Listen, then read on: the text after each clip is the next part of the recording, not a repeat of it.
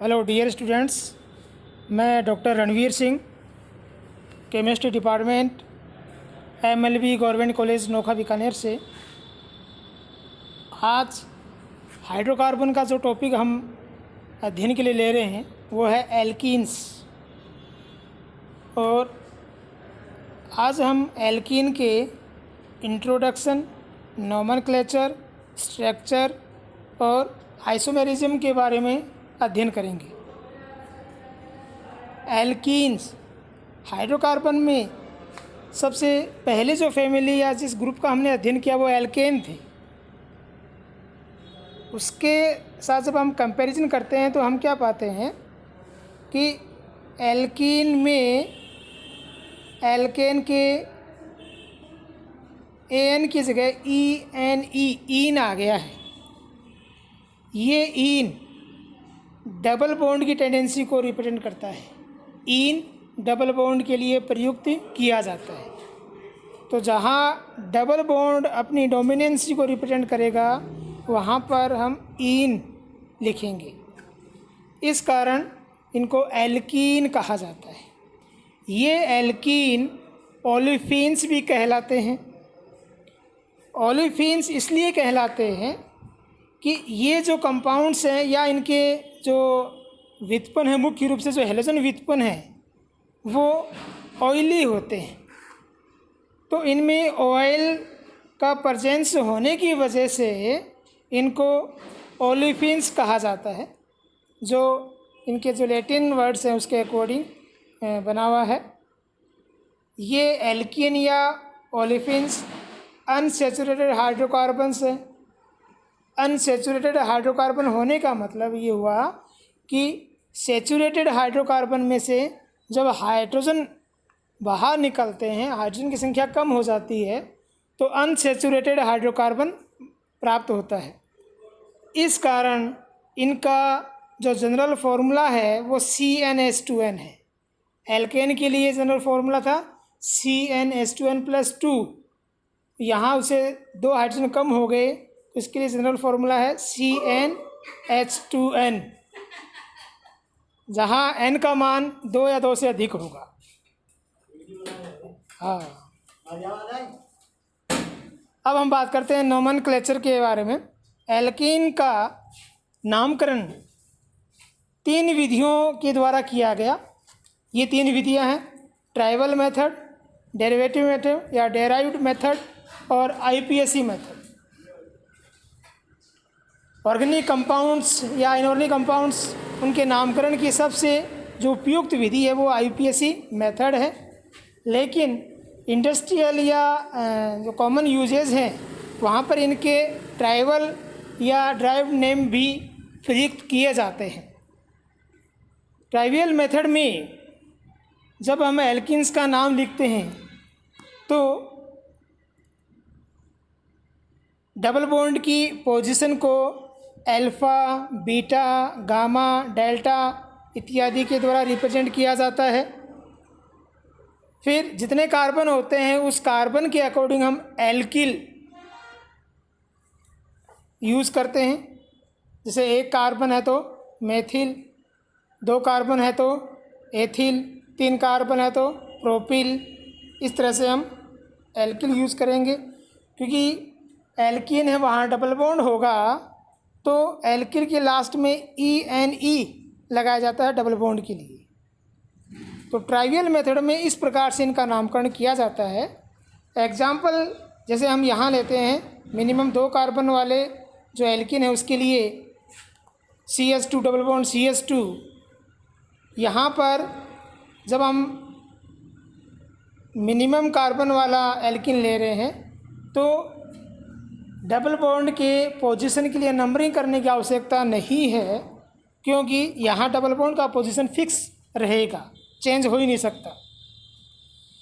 फिर यहाँ पर क्योंकि 2 कार्बन एटम है तो 2 कार्बन एटम के लिए एथिल यूज़ करेंगे और डबल बॉन्ड के लिए लास्ट में सफिक्स के रूप में ऐड किया जाएगा ENE। इस आधार पर ट्राइवल मेथड में C2H4 या CH2 डबल बॉन्ड CH2 का नाम हो जाएगा इथाइलिन। इसी प्रकार दूसरा एग्जाम्पल हम ले रहे हैं CH3CH डबल बॉन्ड CH यहाँ जब हम डबल बॉन्ड की बात करते हैं तो ये डबल बॉन्ड नंबर 2 कार्बन से स्टार्ट हो रहा है, नंबर 2 कार्बन से स्टार्ट हो रहा है, तो ट्राइबल मेथड में इसके लिए हम बीटा यूज़ करेंगे। इस कंपाउंड में टोटल 4 कार्बन एटम है, तो 4 कार्बन के लिए हम ब्यूटिल, और डबल बॉन्ड है उस डबल बॉन्ड के लिए ईन। तो इस प्रकार इस कंपाउंड या इस एल्किन का नाम हो जाएगा बीटा ब्यूटिलीन। नेक्स्ट मेथड है ड्राइव्ड मेथड। ड्राइव्ड मेथड में जितने भी एल्कीन हैं उन सबको हम इथाइलिन का व्युत्पन्न मानकर नामकरण करते हैं। तो वहाँ पर C डबल बॉन्ड C वाला जो समूह है उसको हम इथाइलिन के रूप में कंसिडर करेंगे, और उसके साथ जितने भी कार्बन के या हाइड्रोकार्बन वाले ग्रुप जुड़े हुए हैं उनको हम एल्किल प्रतिस्थापी के रूप में रिप्रेजेंट करेंगे। फॉर एग्जांपल यहाँ हमने लिया CH3CH डबल बॉन्ड CH2। यहाँ CH इथाइलिन मॉलिक्यूल हो गया, और यहाँ इसका जो एक H है ये CH3 के द्वारा प्रतिस्थापित हो गया। तो हम ये कहेंगे कि ये जो एल्किन मॉलिक्यूल है ये इथाइलिन का मेथिल व्युत्पन्न है। इस आधार पर इसका नाम हो जाएगा मेथिल इथाइलिन, मिथाइल इथाइलिन। दूसरा एग्जांपल है CH3CH डबल बॉन्ड CH यहाँ CH डबल बॉन्ड CH वाला जो ग्रुप है वो इथाइलिन, और इसके साथ 2 CH3 ग्रुप जुड़े हुए हैं, और ये दोनों CH3 ग्रुप इसको सिमेट्रिक फॉर्म में ला रहे हैं। इस कारण यहाँ पर इसके नाम से पहले हमने लिखा सिमेट्रिक, या इसके लिए S लिख देते हैं, और 2 मेथिल ग्रुप जुड़े हुए हैं तो डाई मेथिल, और ये इथाइलिन का डेरिवेटिव है इस कारण इथाइलिन। तो सिमेट्रिक डाई मेथिल इथाइलिन, ये इसका ड्राइव्ड मेथड के अकॉर्डिंग नाम हो जाएगा। अब हम IPSC मेथड के बारे में बात करते हैं।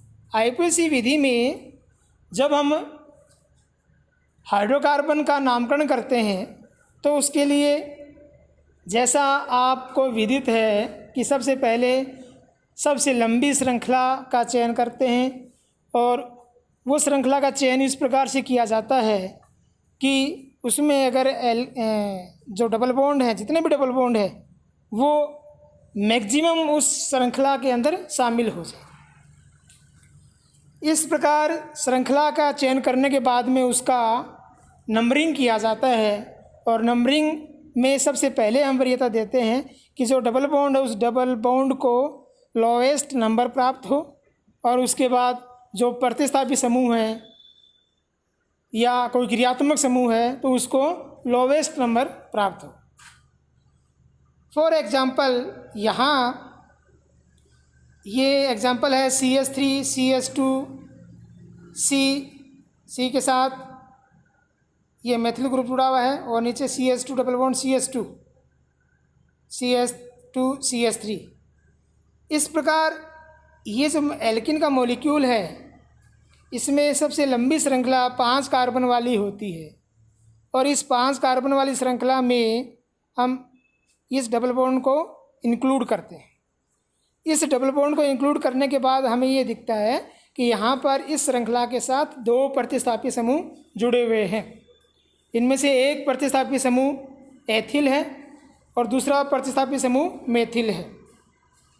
जब हम इस प्रकार IPSC विधि में एल्कीन का नामकरण करेंगे तो सबसे पहले जो प्रतिस्थापी हैं उन प्रतिस्थापियों को उनके अल्फ़ाबेटिकल ऑर्डर में लिखते हैं। जब उन प्रतिस्थापियों का नाम हम लिखेंगे तो साथ में उनका जो पोजीशन है वो भी रिप्रेजेंट किया जाता है।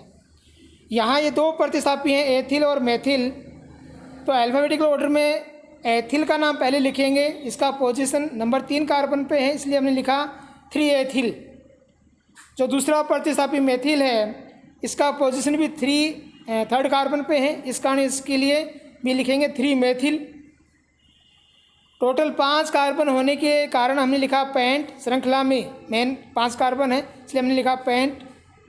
और नंबरिंग में नंबर 1 कार्बन के साथ डबल बॉन्ड जुड़ा हुआ है, इसलिए 1इन या नॉर्मल पेंटीन या 1 पेंटीन, इस प्रकार से हम इसका नामकरण कर सकते हैं।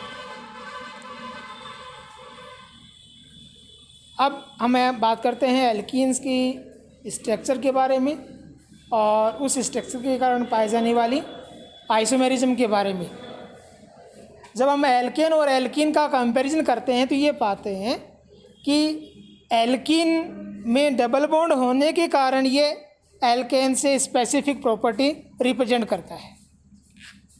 इस डबल बॉन्ड की वजह से एल्कीन का स्ट्रक्चर एल्केन से अलग हो जाता है, रिएक्टिविटी भी उससे अलग हो जाती है। तो एल्कीन में जो डबल बॉन्ड है वो इसका स्पेसिफिक करैक्टर है। एल्कीन में डबल बॉन्ड के साथ जुड़े हुए जो कार्बन है उन सभी कार्बन का संकरण sp2 संकरित होता है। इस sp2 संकरित कार्बन के पास 3 sp2 हाइब्राइड ऑर्बिटल होते हैं जो समतल त्रिकोणीय अवस्था में पाए जाते हैं। एक ये प्लेनर कंडीशन में होते हैं इस प्रकार से, जिनके बीच में 120 डिग्री का एंगल होता है। इस प्रकार डबल बॉन्ड वाले कार्बन के पास में एक p ऑर्बिटल शेष रहता है। अगर ये ट्राइगोनल प्लेन है वो एक्स वाई में है तो हम कहेंगे कि ये जो p ऑर्बिटल वो pz है। तो डबल बॉन्ड से जुड़े हुए दोनों कार्बन के पास pz ऑर्बिटल अनपेयरिंग कंडीशन में रह गया, अभी उसने ओवरलैपिंग नहीं किया है। जब ये आपस में ओवरलैपिंग करते हैं तब पाई बॉन्ड बनता है। इस प्रकार जो पाई बॉन्ड बनता है वो इस ट्राइगोनल प्लेन के लंबवत कंडीशन में, लॉन्गिट्यूडनल कंडीशन में बनता है। तो ये जो कंडीशन है, इस कंडीशन के अकॉर्डिंग ही जब रिएक्शंस होती हैं तो उनके प्रोडक्ट की ज्योमेट्री का निर्धारण किया जाता है। तो इस प्रकार sp2 हाइब्राइड ऑर्बिटल या हाइब्राइड कंडीशन होने की वजह से एल्कीन का स्पेसिफिक स्ट्रक्चर होता है। जब हम एल्कीन की आइसोमेरिज्म के बारे में बात करते हैं, समावयवता के बारे में बात करते हैं, तो एल्कीन में 2 प्रकार की समावयवता मुख्य रूप से पाई जाती है, स्ट्रक्चरल आइसोमेरिज्म और ज्योमेट्रिकल आइसोमेरिज्म। यहाँ पर कॉन्फ़िगरेशनल आइसोमेरिज्म पाई जाती है, या हम कहें कि इसमें कॉन्फर्मेशंस की तुलना में कॉन्फ़िगरेशन जो ज्योमेट्री है वो होती है। इसका रीज़न ये है कि यहाँ पर सिंगल बॉन्ड रोटेशन प्रोहिबिटेड रहता है क्योंकि डबल बॉन्ड हो गया, और रोटेशन करवाने के लिए हमें वो डबल बॉन्ड तोड़ना पड़ेगा। और ये जो डबल बॉन्ड है ये कोवलेंट बॉन्ड है, इसे तोड़ने के लिए अधिक एनर्जी की आवश्यकता होगी। इस कारण हम कह सकते हैं कि इस डबल बॉन्ड की वजह से जो अलग अलग समावयवी बनते हैं उनको हम आसानी से या कम एनर्जी से एक दूसरे में कन्वर्ट नहीं कर सकते। इस कारण इनके अलग अलग कॉन्फ़िगरेशन होते हैं। डबल बॉन्ड का जो पोजीशन है उस पोजीशन चेंज होने पर जो समावयवी बनते हैं उन्हें हम स्ट्रक्चरल आइसोमर्स कहते हैं, और इस प्रकार इनमें स्ट्रक्चरल आइसोमेरिज्म पाई जाती है। डबल बॉन्ड के सापेक्ष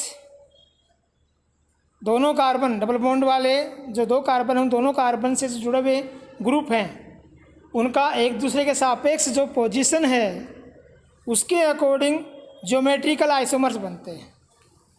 ये ज्योमेट्रिकल आइसोमर्स मुख्य रूप से 2 प्रकार के हैं, सिस और ट्रांस। यहाँ जैसे फॉर एग्जांपल हमने 2 ब्यूटीन का एग्जांपल लिया है। 2 ब्यूटीन की 2 फॉर्म बन सकती हैं। डबल बॉन्डेड कार्बन के साथ जुड़े हुए समूह उनकी पोजीशन के आधार पर, जिसमें एक में दोनों H ऊपर वाले प्लेन में है और CH3 ग्रुप नीचे वाले प्लेन में है। इस प्रकार समान ग्रुप एक ही प्लेन में होने के कारण इसे हम सिस 2 ब्यूटीन कहेंगे। जबकि दूसरे आइसोमर में जो समान ग्रुप हैं वो जस्ट अपोजिट हैं। जस्ट अपोजिट होने के कारण इसको हम ट्रांस 2 ब्यूटीन कहेंगे। तो इस प्रकार सिस 2 ब्यूटीन और ट्रांस 2 ब्यूटीन एक दूसरे के ज्योमेट्रिकल आइसोमर हो गए। अब यदि यहाँ पर इस डबल बॉन्ड का पोजीशन नंबर 2 कार्बन पे था, अगर इसका पोजीशन नंबर 1 कार्बन पे हो तो बनने वाला जो कंपाउंड 1 ब्यूटीन है वो इस 2 ब्यूटीन के साथ स्ट्रक्चरल आइसोमेरिज्म शो करेगा। इस प्रकार ये तीनों ही समावेशी हैं और तीनों के लिए मॉलिक्यूलर फॉर्मूला हो गया C4H8। इस प्रकार हमने एल्कीन की इंट्रोडक्शन,